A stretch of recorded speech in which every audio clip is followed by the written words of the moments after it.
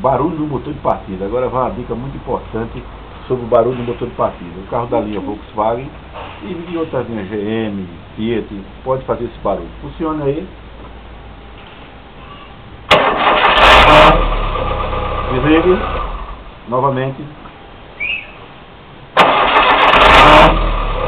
Desligue.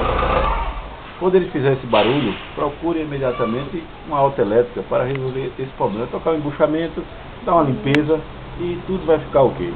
Beleza.